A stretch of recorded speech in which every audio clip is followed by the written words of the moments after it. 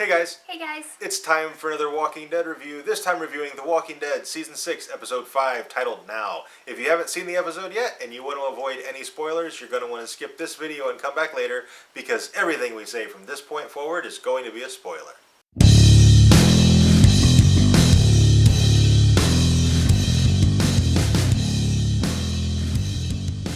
And for me, the most interesting part of this episode was actually Deanna.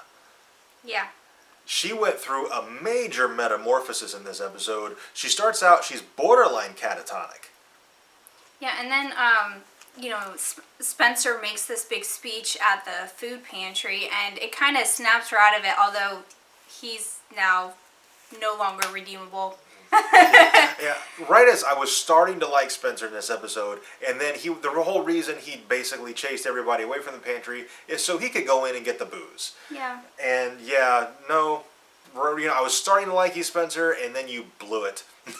Yeah, and he's dealing with stuff too, but Yeah. I don't know why, because, yeah, he left the gate open, but then, he did stop the truck, and, whether it was an accident or not, he still saved the Alexandria, because had he not stopped the truck, one of their walls would be down, and they would be screwed right now. Yeah. He stopped the truck. Yeah, it was basically dumb luck. And yeah, he left the gate open, but he asked Gabriel to close it, so that's really on Gabriel. Yeah. And so I think people in town are being unnecessarily harsh on Spencer. Yeah. And Spencer's taking it really hard, and it's actually affecting him and is making him make poor decisions, which is in turn making him a very unlikable character. Yes. So Deanna goes through this metamorphosis, and by the end of the episode, she's basically come around, and she tries to put Rick in charge, but he's not necessarily into it. And I think there's a lot going on there. She recognizes that Spencer was right when he went off on her, that, everything that's happened, all the negative things, the terrible things that have happened to Alexandria, they're her fault because of her, they were totally unprepared. Yeah. But, on the other hand... Yeah, so, she wants Rick to take control because she understands that she wasn't prepared and he is completely prepared. But Rick is almost too much prepared-ish, kind of. Whereas he's taking it too far, and I think there's two reasons I think that he doesn't allow her to give him control. One is that the Alexandrians would never follow him, because right now they blame him for this herd.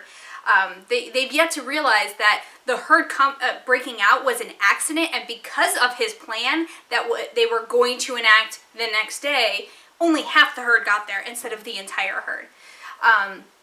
And the second reason, I think he's starting to realize that his way is not exactly the right way anymore, and that maybe Deanna's hope for the future is what they need in order to keep the community together. So I think there needs to be like a mesh of the two styles. And she asks him, was my plan basically pie in the sky for this place? And he says no. And I think he recognizes that there is a kind of a happy medium that they're going to have to, kind of a balance that they're going to have to achieve in order for Alexandria to survive.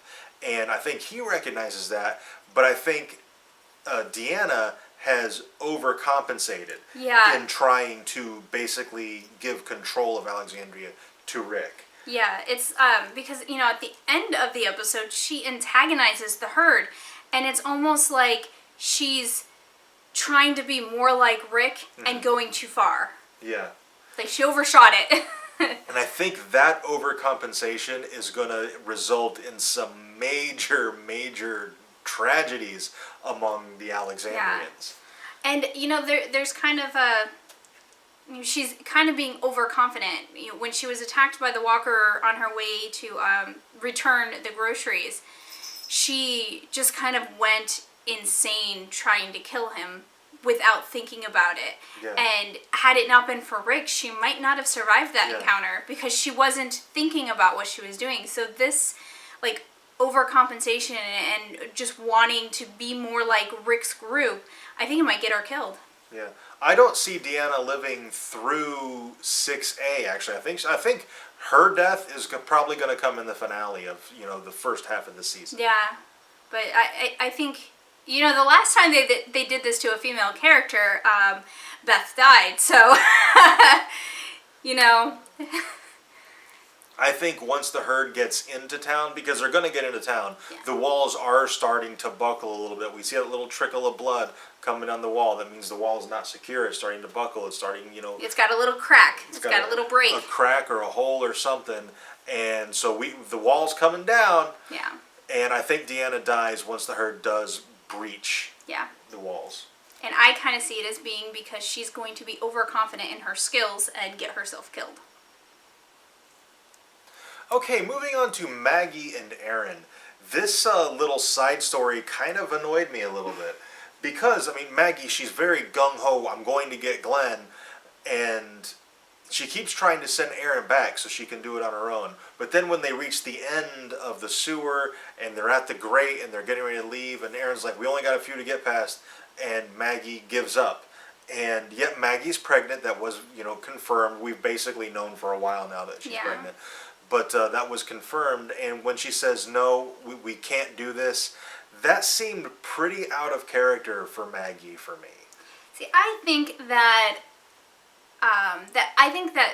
it wasn't just a few walkers they had to get through. I think Maggie looked and saw it and she was like, our chances of surviving this are not greater than 50-50, and she has she's pregnant. She's got an unborn child to think about. So I think she kind of looked at the odds and was like, you know what, yeah, we probably would make it, but I can't guarantee that, and I can't take that chance, and I think she just kind of had a moment, like, she didn't want to believe that anything could be wrong with Glenn, and then when they got out there and she realized she couldn't go out and search for him, she just kind of broke down and gave up. But she came back from that. At the end of the episode, she goes and erases Glenn's name from the wall of memory. And, Aaron comes down and helps by erasing Nicholas's, because they were together, so they're both assuming they're both alive. Yeah. One of the things I'm wondering about in this episode is, was Ron genuinely trying to save Carl and by, basically convincing him not to go outside by, threatening to rat him out? Or does Ron have an ulterior motive? Yeah, I'm not sure. When it comes to teenage boys, it could just be, Carl saved his life in the last episode, and he might be like, look, I gotta save his too and get this debt off my shoulders. I can't have him have that hanging over me type thing. Like, I can't owe him anymore, so we're just gonna do him this solid so that it's done and over with. Next time he wants to go out, I'll let him go. But, I don't know. Maybe he's just tired of people dying, and as much as he doesn't like Carl, he doesn't want to see him die.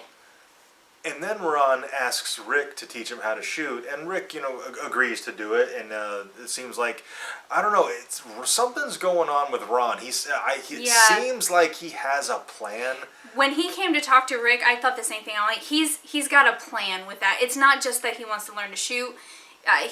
There's something devious up his sleeve. Yeah, I don't trust Ron. No, I do think that him and Carl, that was actually him just paying back the favor so he no longer owes Carl.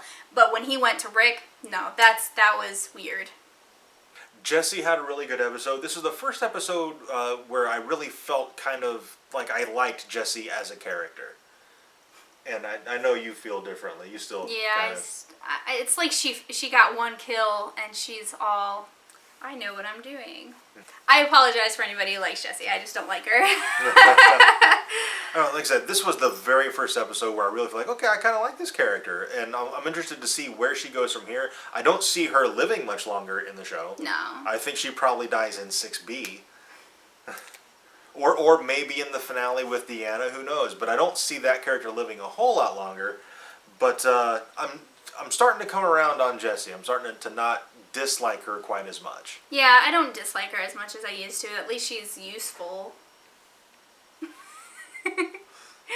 And even though Morgan and Carol are in Alexandria, they were not featured at all in this episode, which I think was a miss. They should have at least been in a background. I mean, you don't have to give them any dialogue, but at least show them on camera. Like when Jessie did her little speech and it showed all the Alexandrians around her, just have Carol walk through the background look at her or something, just kind of like, yeah, we know they're still there. Yeah.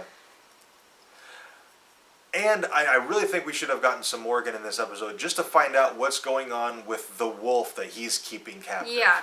I think that should have been broached at least a little bit in this episode. Yeah, because it doesn't look like we're going to get it next episode either. No, next episode is going to be basically entirely Daryl, Abraham, and Sasha. Yeah. So we're not going to find out what's going on with that wolf, 2 episodes away.